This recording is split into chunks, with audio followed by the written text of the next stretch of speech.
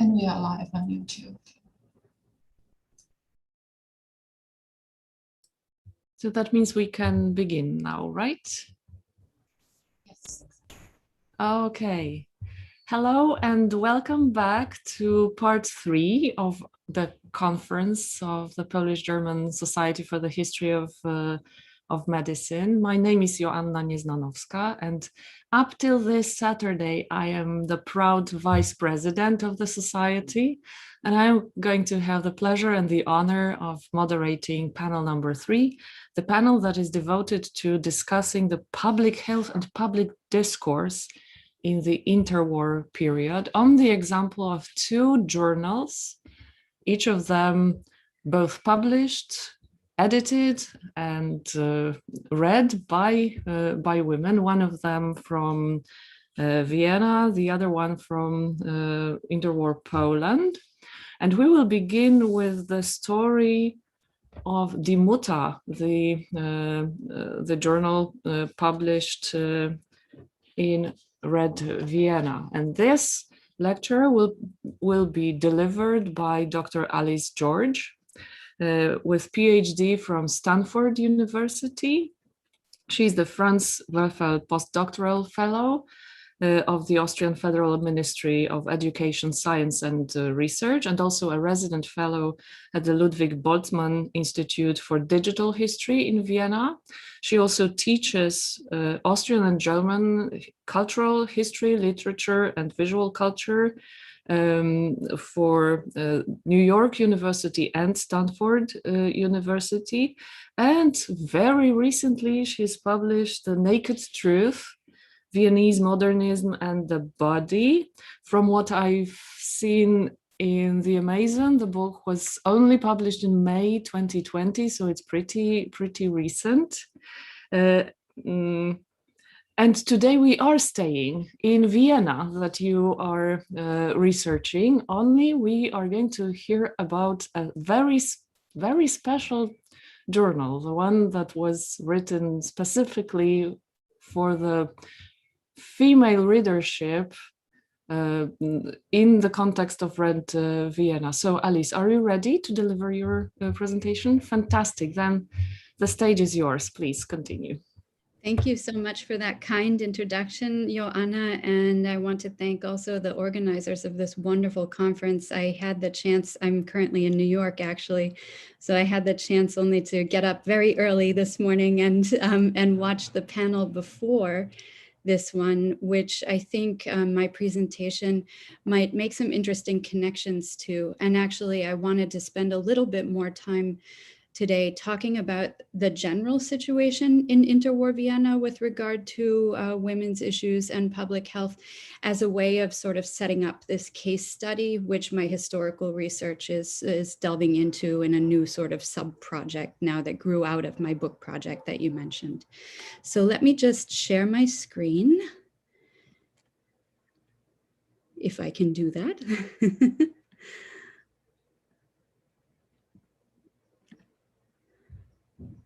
And let me just start the slideshow. Okay, can everyone see that? Fine? Great, thank you. Red Vienna, which emerged in 1919 from the aftermath of World War I and disappeared in 1933-34 in the face of a rising fascist authoritarian tide, was arguably interwar Europe's most daring experiment and greatest success in comprehensive municipal socialism. Many of its legacies are visible even today, and contribute measurably to Vienna's status as the world's most livable city, as it's been in world rankings for several years running now. The role of mothers and their bodies and the regulation and control of these by the municipal government form the very heart of Red Vienna's biopolitical ideals and reforms.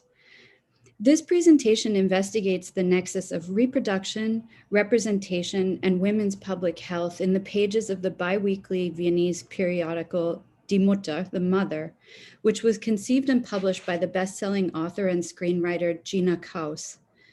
A short-lived publication, Die Mutter filled a key niche in popular medical knowledge about motherhood, reproduction, and women's health and hygiene in Vienna between the wars. The purpose of this talk is twofold. Since this conference investigates the histories of reproduction and families in Central Europe more broadly, I would first like to position the magazine Die Mutter within the specific Viennese public health and policy context from which it emerged.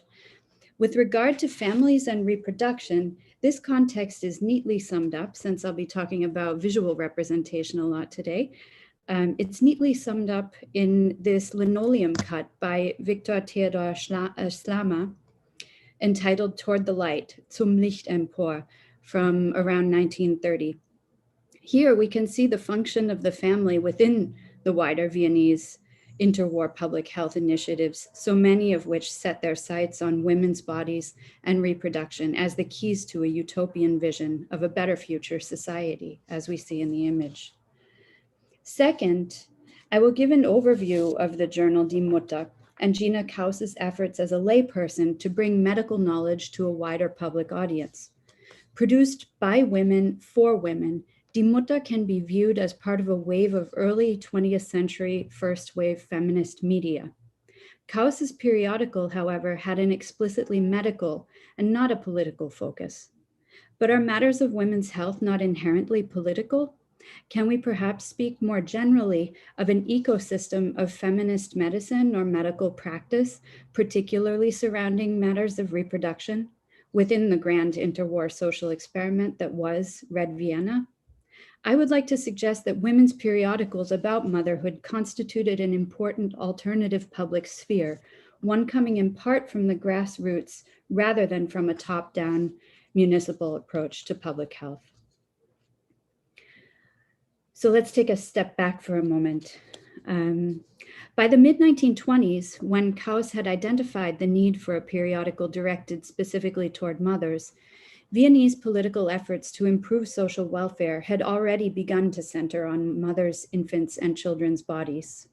In fact, Julius Tandler, the renowned professor of anatomy and the so-called medical pope of Viennese social democracy, elevated the mother's body to the key site of political intervention for Viennese social welfare programs. Tandler became Vienna's municipal councillor for welfare and healthcare in November 1920. Together with his social democratic allies, Tandler expended tireless energy on a paternalistic, cradle-to-grave model of social welfare that took as its central tenet care for young people. But by young people, Tandler did not mean simply infants, children, and youth. His model of care began immediately after conception, and actually even before, by seeking to influence potential mothers' health and well-being. In a 1925 pamphlet entitled Charity or Welfare, Wohltätigkeit oder Fürsorge, for example, he spelled out the clinical basis of his social initiatives, which created a state-sanctioned institutional framework for the implementation of latest medical knowledge. Tandler believed that early intervention was the key to cultivating healthy citizens who could then become socio-politically engaged once their basic needs were met. Quote, the more we care, and all these translations are my own, I should say. I didn't want to assume reading knowledge of German, so I posted the quotes in the presentation entirely in English. Tandler wrote, the more we care for young people, the less we will need to do for them in old age. This youth will be healthier, more capable of living, lebenstüchtig, and more able to withstand the struggle for existence. What we invest in social welfare for expectant mothers and infants, we save on psychiatric facilities. Generous, comprehensive youth welfare is the most economical method in the management of organic capital, that is, of a polity's humankind. Even before giving birth, expectant mothers could count on financial, material, and medical support from Vienna's welfare office, regardless of their marital status. Above all, Tandler argued, women should be able to rely on the municipal government when all else failed. Quote, pregnant women should know that even in their darkest hour as mothers, perhaps abandoned by everyone, they have one support under all circumstances, that of the municipality of Vienna, end quote. Tandler's vision of the city as protective mother was given concrete representation in a public art sculpture titled Magna Mater, which you can see here, which Tandler himself commissioned from the artist Anton Hanak.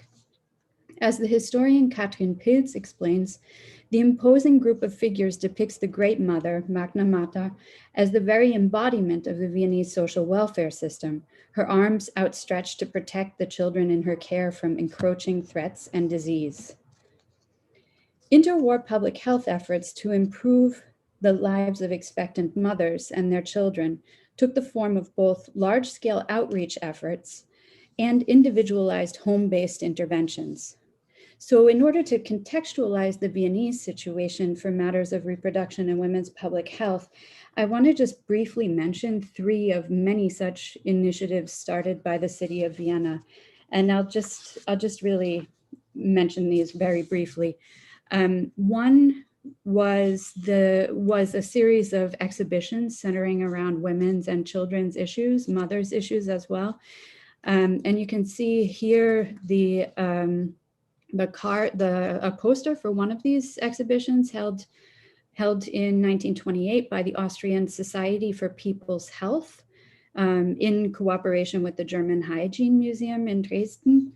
And this combined informational and didactic displays with entertainment in order to attract sort of the highest possible number of participants and audience members. And you can kind of see in the iconography on this poster, you see this sort of angelic looking young mother holding her infant in a protective embrace, not unlike the Magna Mater, which we saw before in the previous slide. And this iconography with the woman's modern bobbed hair, but also the sort of neoclassical draped garb that she's wearing, it sort of reveals an attempt, I would argue, to appeal both to more traditional and to more modern mothers by combining the visual rhetoric of multiple generations here. So this is one example, these large-scale exhibitions. And another was the so-called Layette package, the Säuglingswäschepaket, which was one of Julius Tandler's flagship initiatives as municipal welfare counselor. The motto of this program, as we can see in this advertisement from 1932, was "Kein Wiener Kind darf auf Zeitungspapier geboren werden. No Viennese child shall be born on newspaper." And this box of goods was available to all Viennese mothers and children, and it was available for home delivery. It contained all kinds of things like diapers, clothing, blankets, cream, and useful information about infant care and hygiene. And it's probably no coincidence that the box top of this particular parcel, which you can sort of see in the lower left of the advertisement here, highlighted exactly that motif by Anton Hanak that was used for this large-scale sculpture as well. It's precisely the same motif.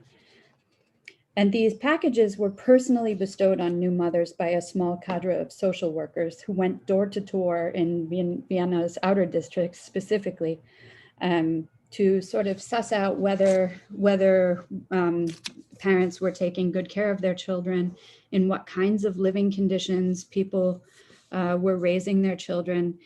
And while there was a serious humanitarian concern here, obviously, this is also indicative of the city of Vienna in a sort of top-down way, instrumentalizing mothers' and children's bodies by medicalizing and measuring their poverty to use as the basis for subsequent eugenically oriented public health efforts.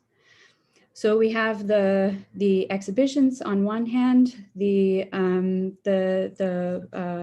Layette package, home delivered on another hand, and then there was third, a dense network of marital and sexual advice centers that flourished in the late 1920s and which were strongly ideologically inflected according to their founders' respective social and reproductive visions.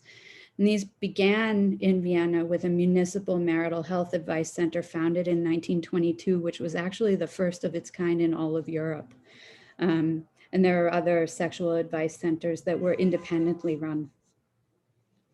So just that brief overview of the context of the reproductive politics and women's public health in Vienna during the First Austrian Republic.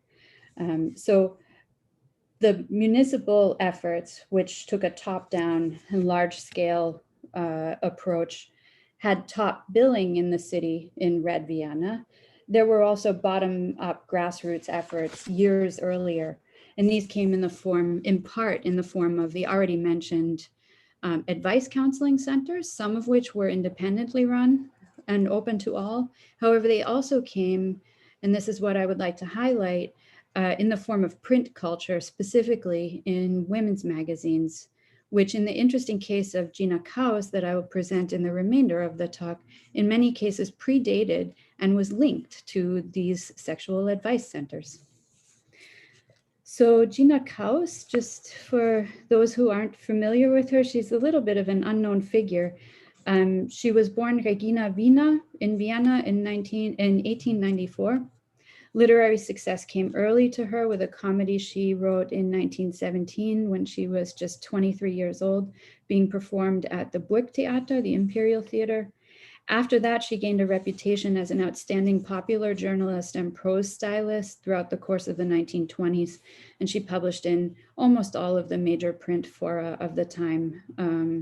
Her breakthrough as a novelist came in 1927 when she was awarded the Goethe Prize of the city of Bremen. Before that, she had already been the recipient of the prestigious Fontane Prize for Literature in 1921. So Kaus is usually viewed in concert with the other best-selling female writer of the interwar years, her fellow Viennese, Vicky Baum, who's probably a more familiar figure to most.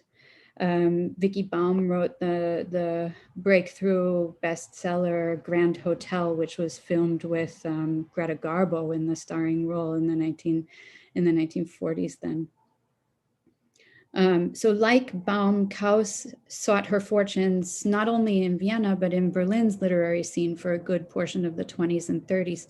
But Kaus shuttled back and forth between Vienna and Berlin. She lived an exilic life after the so-called Anschluss of Austria to Nazi Germany in 1938. She was forced into exile like so many.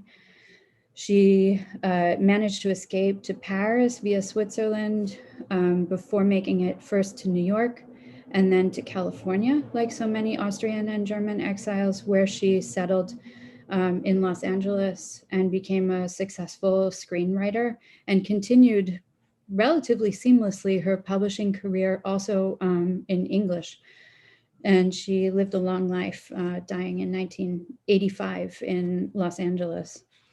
So that just as a biographical sketch about Kaus, since she's not so well known. In her memoirs, Kaus recalled that she had been inspired by her own second pregnancy in 1924 to try to publish a magazine for mothers, owing to what she perceived as a lack of serious objective medical information in the public sphere. She approached people in the publishing industry with her idea and managed to secure financing for the first several issues of Die Mutter, the mother. This magazine was subtitled A Twice Monthly Journal for All Questions About Pregnancy, Infant Hygiene, and Child Rearing. It was a runaway success from the first issue on December 1st, 1924, for which you can see the cover here. Kaus went to visit Vienna's leading obstetricians, gynecologists, and pediatricians in her own advanced pregnancy and managed to secure many of them as contributors to the magazine. The overarching thematic ideas, however, were Kaus's own, and it was largely her responsibility as a publisher to conceptualize each issue together with the editor she brought on board, Leah Swarovski. Die Mutter was an independent publication and sought to reach all mothers through print journalism. Kaus's first editorial announced the periodical's credo. Quote, "In our magazine, we want to give every serious woman, even the poorest, most uneducated, most exhausted from work and living in the countryside, the opportunity to hear directly from experienced pediatricians and gynecologists. The magazine's audience, in other words, was conceived of democratically, cutting across party lines and class lines. It aimed to give all mothers direct access to the city's best medical experts. And the topics covered included not just women's health, pregnancy, and birth, but also questions of politics and reproductive rights, pedagogy, child rearing, and child psychology, particularly influenced by Alfred Adler's individual psychology, of which Kaus was an avid student. Topical journalism in layman's terms was the magazine's backbone. It distilled complex medical and health concepts for a public often excluded by such discussions. And just to note, this was no illustrated women's magazine. Its seriousness was really underscored by the predominance of informational text over image. And if we just look at the title page once more, this image of a child on the front cover was basically not the only image, but the main image and a feature that ran across all of the issues. There was one picture of a child on the cover, and actually very little in the way of other visual material in the issue itself. It really did focus on text and information. And contrary to the magazine's title, there's hardly a picture of a mother at all included in the magazine. So it just goes to show that the focus of Die Mutter was first and foremost children's health and well-being, and not, in contrast to other popular women's periodicals of the time, merely domestic in nature, as in the slew of contemporaneous magazines that had housewives as their core target audience. What's interesting as well, and I won't spend any time on this at the moment, is that Kaus also started a private advice center of her own, which I believe may have led to Wilhelm Reich founding his own sexual advice center, together with a female doctor named Marie Frischauf-Pappenheim some years later. I believe that Kaus's informal advice center may have served as a model for this.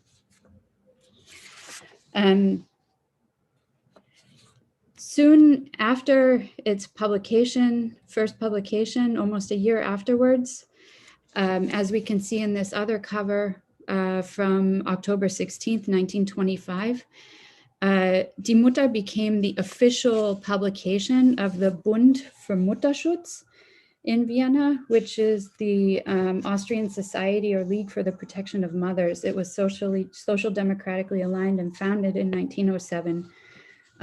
They had their own publication, which fell prey to World War I and material shortages in 1918 already, but that publication of the Society for the Protection of Mothers was really just limited to, for the most part, to society business and not to topical information for a broader audience. And I haven't been able to dig up any information yet about the circumstances that led Kaus to join forces with the Society for the Protection of Mothers. But it surely had to do with financial matters. Kaus's magazine was a success initially, and for about the first half year of its run, it was really a runaway success. But by around this time, the second half of 1925, it was really suffering financially, as Kaus details in her own memoir. And so she looked for other alternative financing opportunities. I suspect she may have partnered with the Bund in part because of a similar ideological orientation, but also perhaps because they brought some funding to help keep the magazine above water at all. And just to close, I want to point to a wider perspective about women's periodicals written by women for women in the context of women's public health initiatives. And I haven't focused so heavily on Kaus's own periodical, and its contents, which is where I would like to go with this project in the future. But there are some really interesting parallels with another women's magazine called Die junge Mutter, which started in 1925 and really, 1929. So after Kaus's periodical had run its course in 1926. And they basically took Kaus's model one for one, I would argue. The same type of visual iconography with on every issue, this one picture of an angelic looking child, text-focused content in the rest of the issue, and also certain individual rubrics, which you can see spelled out in the lower left of this cover page for Die junge Mutter, which was put out by the women's organization of the Archdiocese of Vienna. So really coming from the complete opposite end of the ideological spectrum. But using the same representational strategies and visual strategies that Kaus had really pioneered in her information-based, medically serious publication, Die Mutter, years before. So just to close, as the previous panel suggested, much work remains outstanding on questions of motherhood and its political significance on the one hand, and its role in public health initiatives on the other, and that not merely in the interwar years that interest me personally foremost. I hope to have suggested with this final brief comparison between Kaus's Die Mutter and the Catholic Die junge Mutter that there are significant formal parallels between opposing ideological and political perspectives when it comes to the representations of mothers. Publications by women, for women, about women's health and reproductive matters comprised an important, if niche, market segment of the media landscape in the interwar years and beyond. For this reason, we should not underestimate the power of the press, grassroots publication initiatives, and strategies of representation when it comes to studying families, bodies, and politics across national and temporal borders. Thanks so much for your attention. Thank you very much, Alys. I so wish we had the technical means to show our appreciation by, ovation, but no such thing happens, not now, not here. But I hope I'm not the only one that enjoyed your speech. We've already received some questions. Yes, please, dear audience, keep these questions coming. We're going to have a discussion after the second lecture, the lecture by Dr. Heidi Hein-Kircher, with PhD from Düsseldorf and now affiliated with the Herder Institute, Marburg. She's going to take us to interwar Poland and to tell us the story of the journal called Eva, the one that was published and addressed to Polish Jewish female audience. Heidi, the stage is yours.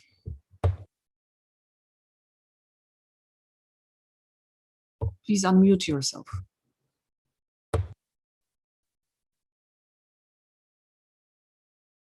So, I'm sorry. Thank you very much for your introduction, Joanna. Thank you to the organizers for inviting me. And so I'm going to Poland again, and I think I'm going to catch up some points we already discussed this morning. Although contraception and abortion are among the longest practiced intervention in human biological processes, these practices became a publicly negotiated topic since the last third of 19th century.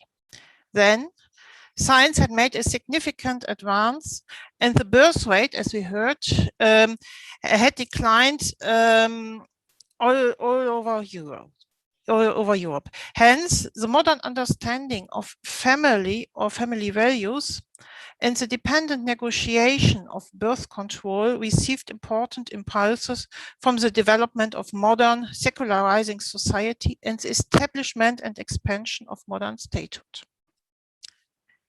Developments in family structure have been pushed as it were, from below, and have been seen as a socio-national challenge, while political discourses and practices ultimately rule on them. So we have heard today that birth control matured as a highly politicized and secularized topic at the interface of state, society, and individuals into a transnational social conception of values and norms, and as a political idea. So birth control was propagated in all political camps beyond the conservative clerical forces. So family has becoming more and more idealized and seen as the basis of the nation and the nucleus of the state. Especially in the multi-ethnic conflict regions of Eastern Europe, nationalization of family values and hence of family planning birth control influenced the mechanisms of national inclusion and exclusion. A very characteristic example is the Polish Jewish weekly Ewa, which reflects the nationalization of family as well as the negotiation of a societal and individual attitude towards birth control. Ewa shows that this attitude towards birth control were not copied but adapted in a very peculiar way all over Europe, in the case of Ewa in a Polish Zionist interpretation. Hence, Ewa reflects the challenges of modern life within a socially and culturally changing community, which was at this time still embossed. So I want to come within the next minutes to the debates on Polish debates on birth control at the end of the 1920s and to the perception of through Ewa. I do it in 3 steps. First, I have to contextualize them shortly within time in order to show that these debates were a kind of culmination point of a development which had been noticeable in the Polish land since the turn to 20th century. In a second step, I shortly characterize the general Polish debates on birth control at the end of the 1920s, and then certainly I'm coming to Ewa.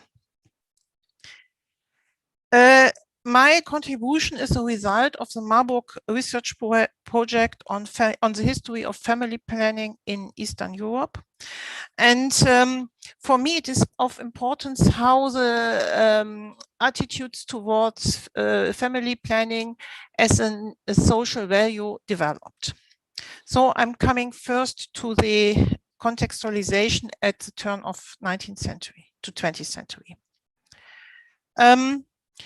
Birth control was practiced by broad sections of the population, and by 1914 had become a privately practiced matter of course everywhere in Europe, according to Christine Daniel.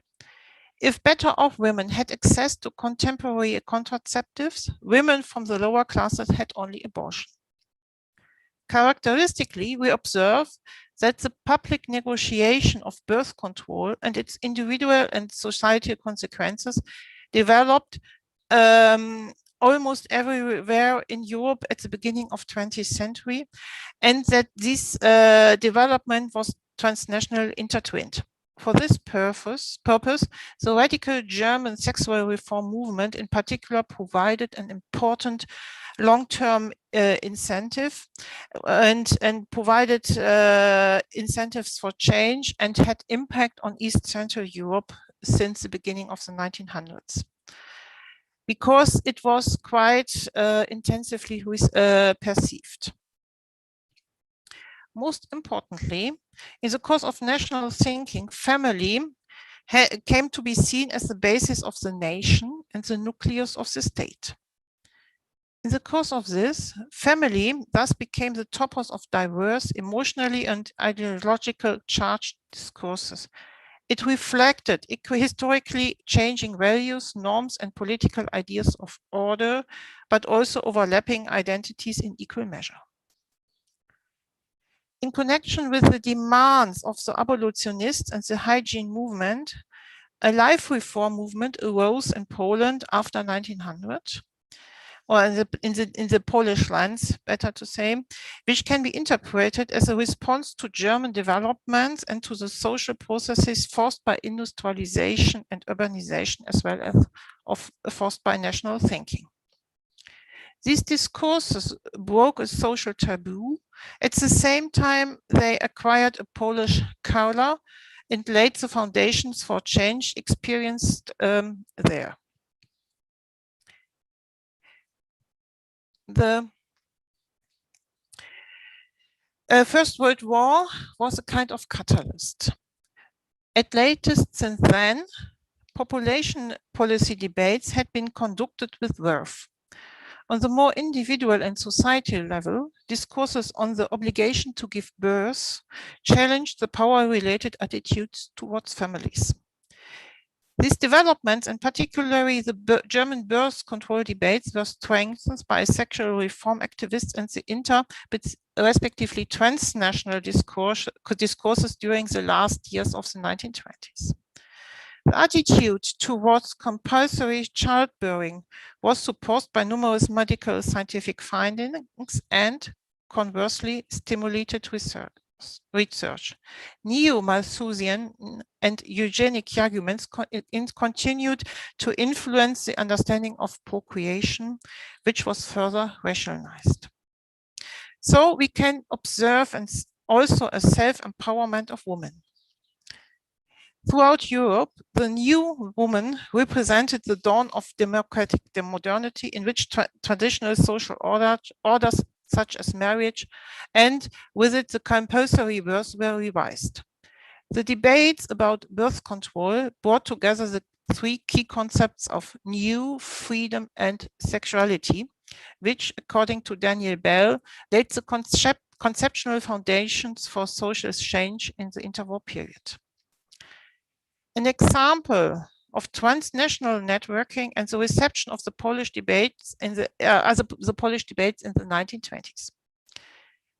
During 6 years, from 1928 to 1934, the importance of birth control for Polish society was debated. It was a time in which the economic crisis threatened the Polish society. Such as the economic crisis, the debates on a new statewide marriage and abortion law triggered the Polish debates. Under these conditions, the new Polish state birth control, under these conditions of the Polish state, and we have to say about the authoritarian regime of the Piłsudski's fellows, birth control was politicized in Poland. Birth control came, as Elisa Maria Hima had pointed out today, a national affair. Women had ascribed an important responsibility towards the community. About 30 years delayed, in comparison to Western Europe, new Malthusian and eugenic arguments were interwoven into these debates. And so the debates reflected the secularization and the modernization of customs in a very specific way. Birth control, or with the terms of time, conscious motherhood, was a product of value change. Particularly, the press formed an arena in which birth control was one part of the discourses on women's emancipation and on the new marriage law, as well as on sexual education. As we heard already, especially in the left liberal cycles, in which the trained physician and publicist Tadeusz Bozielski played an important role, had especially these cycles fueled the debates. And particularly Bozielski fueled these debates within this with his articles in the Wiadomości Literackie and his feuilletons, which were printed as books. For example, The Hell of Women, as we heard today. These articles were responded by publicists and experts, as well as by the church. And so we find a real battle of articles regarding birth control at the end of 1920s. Within this battle, the Polish Jewish weekly Ewa played a very specific role. Let's say it played, well, it was a kind of resonant cavity which has been not analyzed under this perspective yet. So I'm coming to Ewa. The extent to which the debates about new family values and family planning were received transculturally and adapted in a national sense can be seen, for example, in the most popular Polish language Jewish women's magazine Ewa. Ewa was published by Paulina Appenschlakowa between 1928 and 1933, and hence in the high phase of the Polish birth control debates. With an intellectual, emancipatory feminist and at the same time Zionist orientation, it was aimed primarily at middle-class and cultivated Jewish women who were interactively involved in numerous surveys. And this is a very peculiarity of Ewa. During its existence, the journal reported intensively on the international women's movement, especially in Germany, in the US, England, and France, as well as in the about the developments in the Soviet Union. And so the birth control debates were an important topic. Ewa, therefore, repeatedly took up the topic of birth planning in Tadeusz Bojelinski's publications, commented them, and adapted them to the audience. In the weekly, also Bojelinski could publish, and other activists as Rubinroth, and they gave their comment, and they spread their knowledge. As Katrin Steffen pointed out, Ewa reflected the specific experiences of modernity of women who had to perform a conservative function as preservers of traditions and mothers. At the same time, the Jewish women had to redefine their role because of the fundamental general and also internal Jewish changes. This tension becomes clear, for example, in the account of the premarital health examination from a eugenic point of view. Ewa echoed the discourses of the Weimar Republic since the 1920s by noting in November 1930 that these, oh, I'm sorry, I forgot it. In the 30s, that these examinations were a colossal benefit for both for the bride and groom and for society as a whole. End of quote. Ewa therefore hoped that the struggle with a degenerated race would be given appropriate means through these marriage testimonies.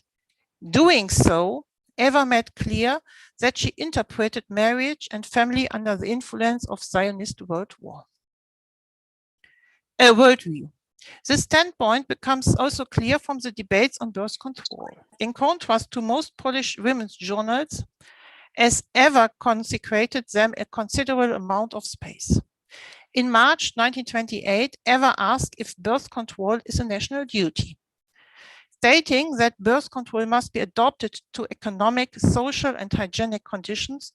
Ewa pointed out that the Western societies were more progressive. Doing so, Ewa made clear that Western, mainly Germany, was the point of reference and that it was a practice of all cultural nations.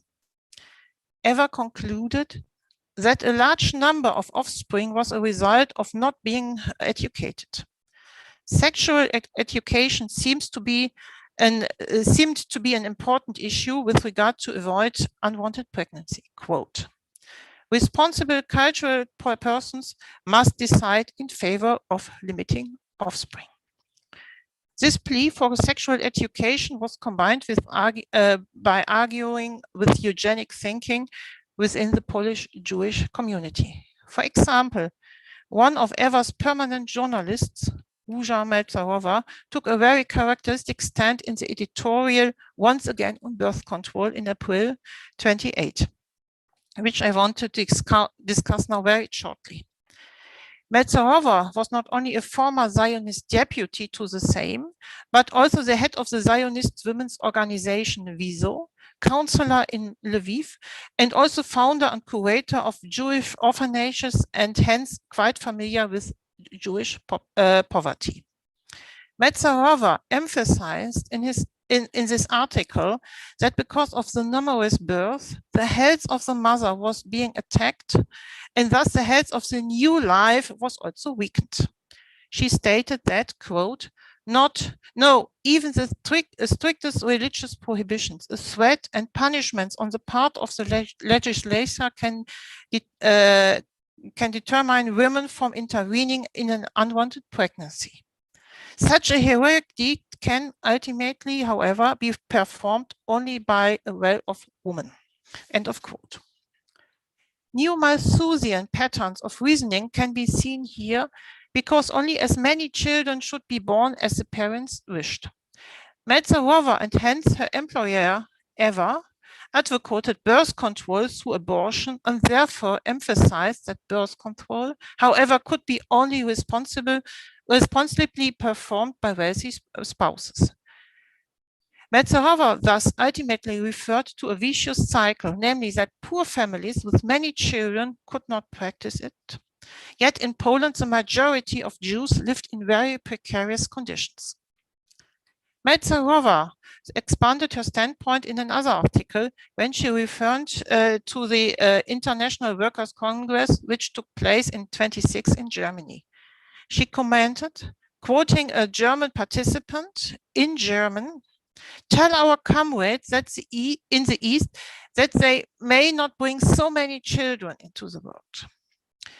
Metzgerova therefore contrasts Eastern, that is Polish conditions, with those of Jewish working class families in Germany, ultimately deriving a critique of the conditions in Poland. Metzgerova therefore concluded that only children should be born who are the expressed wish of the parents, because no woman wants a third, let alone a fourth or fifth child. But she pointed out that the very few children are more loved than a lot of children. In this way, Metzgerova combined modern ideas of family with Zionist needs, namely that a healthy Jewish people should emerge. Metzgerova's contribution thus shows the various intersections that birth control debates brought in a very particular way for Jewish women, and that these intersections made them to redefine the position within the Jewish society. So I come to my conclusion. The example of the Polish Jewish weekly Ewa shows that the discourses associated with family planning or the individual right to self-determined birth control were perceived transnationally, but they were also tailored to the respective needs and made usable for national thinking. Hence, it becomes clear that a transfer of ideas took place, which was influenced by biologistic attitudes. At the same time, the welfare of the nation was always at stake. Hence, Eva included her Zionist orientation into this attitude, whereby it seemed more important to her to bear and raise less numerous but healthy offspring for the benefit of the Jewish nation. While the argumentation was Jewish Zionist colored, Eva's stance is ultimately analogous to contemporary debates on Christian-based societies. Birth control was no longer understood as a private matter. It was about the future well-being and strength of the nation. Debating birth control became a reflection of prevailing societal and economic problems and processes. Moreover, it became a key mirror image of value change in all national groups. In this respect, I think it is really important to give a deeper micro perspective look into these developments. Thank you very much. Thank you, Heidi. Perfect timing, 20 minutes precisely. Thank you so much for this phenomenal discipline to both panelists, because that leaves us some time for the discussion and a chance for the audience to hear answers to their questions, because there are questions. So let me begin with the question from Anya Katarina Peters to you, Alys. The question is as follows. Did Gina Kaus also invite midwives to contribute to her journal? Thank you for that question. It's a really interesting one, I think, especially since Kaus's own project was, as I'm arguing, a sort of grassroots attempt by a single person to make a significant contribution to the women's press landscape at the time, particularly about women's issues. And one would think, actually, one would maybe anticipate that perhaps she had also invited midwives to write.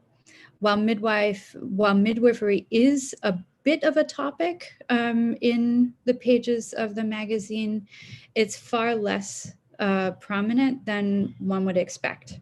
And I think that the reason for this is that Kaus herself seems to have a very strong personal respect for medical expertise. And so her first stop, I believe, if we believe her autobiographies, but also look at the tables of contents of the individual issues, her first stop was always to well-respected in the city, also involved in city administration, left-leaning, if not communist-oriented doctors, physicians of all stripes relating to women's healthcare, obstetricians, gynecologists, and much less frequently to midwives, if at all, which I think is a really interesting lacuna, if I can say. It's a real gap in the magazine and a missed opportunity on Kaus's part, I would think. However, there are, from the same time period and even predating this, back to the late 19th century, specific women's magazines in this wider press landscape that I just only could gesture toward in this presentation, that were focused specifically on midwives' concerns. So a sort of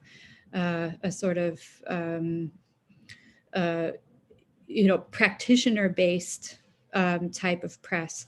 And there were several of those titles from the late 19th century onward into the interwar years. So it would be interesting to do a larger scale survey, I think, of these self-directed women's publications. Thanks. Thank you, Alys. Thank you very much. And now we move to Heidi. We will get back to you, Alys, in a moment. No worries. But now let me read the question that came from Julia Karpova to Heidi. So the question is, did Eva's authors specify what types of birth control they recommended? Can you please? No, it is, I'm referring now very closely to Meltzerowa's articles. And Meltzerowa always sees that only well-off spouses could buy, for example, condoms or something like that, or other forms of contraceptive, like the Passat, this is, I think, in English too. But so it was for her, it was always important to promote sexual education, because the knowledge about pregnancies arose at this time too. So it is really a modern approach to say, oh, okay, we have to educate and spread the current knowledge as fast as we can, because they also saw that abortion was the only means for the poor parts of population, and of course it is a dilemma which was seen, and the only way out of this dilemma was sexual education. Thank you, Heidi. And now the question that Fritz Dross has just posted on the chat, and actually it goes very much along the line of my thinking. So thank you, Fritz. I will present it as your question, even though it's already in my notes here. So the question to both of you, ladies, about the role of the press. What do you know about the readers, the reception of the journals? Have these been really read by the audience address? That was what I was thinking when I was listening to you, Alys, because in your abstract, you say that Gina Kaus addressed her journal to the even the most uneducated, the poorest, the most marginalized women. Now, did she deliver? Was she read by the poorest and the most uneducated? It's a really fantastic question, actually, and it's one that I haven't had a chance since I'm at the beginning of really my investigations about this magazine specifically. I haven't had a chance to look into the reception of it. However, what I can say in answer to the question directly is that it presumes literacy. So that would be maybe you know, the first answer to the question. Especially that there were no pictures, except for this beautiful angel-like baby on front page, right? Yeah, and I think that that's something that's really revealing about Kaus's own orientation toward medical expertise, I think, Joanna, as you point out, right? If it's such a text-based, heavily text-based magazine, then you know what, how is the information actually being communicated to people who perhaps do not have the highest level of literacy or literacy at all? So a whole potential target audience, although literacy rates were quite high in interwar Vienna by the mid-1920s, still not everybody, and specifically the working classes whom Kaus aimed to target would have been you know, left aside if they didn't have the reading skills. However, what Kaus does note in her own reflections about the production of this magazine is that she very frequently had to rewrite and edit and re-edit the articles submitted by the medical experts whom she had so carefully courted as authors in order to bring them down to a level commensurate with a sort of generalized level of education that could be presumed for all people. So, you know, an upper elementary school level reading knowledge. So getting rid of specific medical terminology, or at least giving it a gloss or an explainer. So she did try, but but I'm curious to know the answer to this question. Okay, Heidi, any thoughts on that? Yes, of course. The audience was, it was a literate one, and it was assimilated to Polish language. That means it was a very specific group within the Jewish society.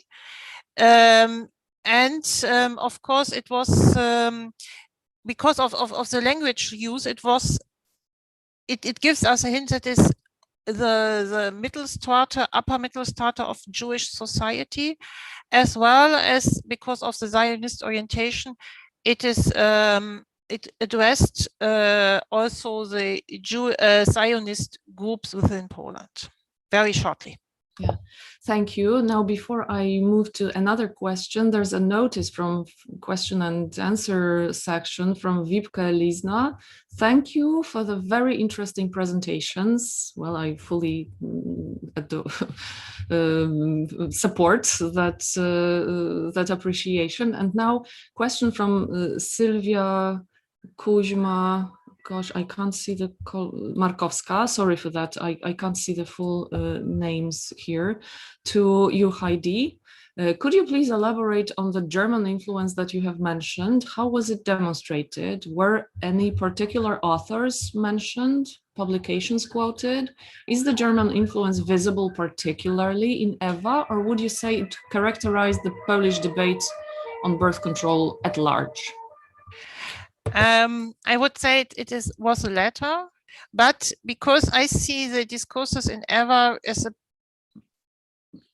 which derived from the Polish ones. So we see, but also in Eva we see hints. For example, in the article I quoted, Melzer-Rover refers to German meetings, and also each third, fourth week they Eva is about some feminist activists events, something like that, all over Europe and particularly to Germany. But we have to say at this time the German movement and the German ideas were leading, were giving had a lot of impact on all European discussions on that topic. So it's no wonder. But for me, what is very interesting, that the German discussions also echoed the Soviet ones, and through this way, also Eva refers to the Soviet developments, and this is really interesting to see how Eva reports on this too. So, but for me, it is a kind of network exchange of knowledge, but with a very high relation to a strong relation to the German developments, and we see it nearly very often. I haven't counted it, but I would say each third, fourth week we can see it in the articles of Eva. And actually, if I can just make one small point to add to that, even in the Austrian context, which is also German language, the point of orientation is very frequently the commensurate German organization, whatever it might be. Often they even share names and titles, the information, or the Society for the League of the Protection of Mothers, for example, or the League Against Forced Motherhood, dealing with contraceptive matters like you were talking about, Heidi. And this transnational type of networking that happens specifically at congresses, at conferences that were held internationally almost on a yearly basis. And that would be a really productive, I think, way of exploring these sort of more transnational European, specifically Central and Eastern European networks that existed precisely around these issues of motherhood and politicking of women's bodies. Questions are incoming, even though we should have finished the session 2 minutes previously. Please, let's stay and have the debate, because that's actually the essence of conferences, and I personally miss it so much. So there's another question from the Q&A section. I would like to ask from Vipka Lizna. I would like to ask a question to Heidi. Were midwives involved or referred to into the debates of birth control? How did these debates affected the social practice of performing of abortions? Do you have any thoughts on that, Heidi? It is I found some hints to midwives, but it was not on this level. I would say the activists were included, experts as gynecologists were included, but not midwives. I think there were two, as far as I remember, 1 or 2 articles about midwives, but it's not very obvious. Lastly, let me ask a question, Heidi. So from what I've learned from your abstract, Eva was discontinued in 1933. For the history of European Jews, 1933 is a very ominous year. Is that a coincidence, or was there any connection with what was going on in Germany? No, not in this regard. It was a financial problem. Was there a lot of very short-living newspapers in the interwar period because of financial reasons, and this gives us a hint that, of course, or also Eva is said to be the the news, Polish Jewish news, a women's paper, which had the most audience and was very well read, but the audience was too small to succeed. Oh, yeah. And we have to see it.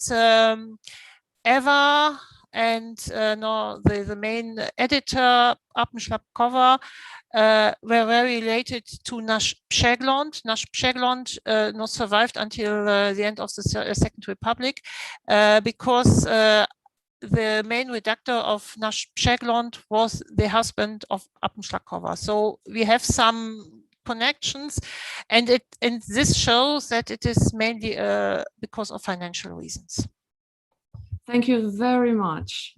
And now, well, first, my thanks to the brilliant, fantastic panelists. I enjoyed both lectures immensely, and I now know for sure that I was not the only one.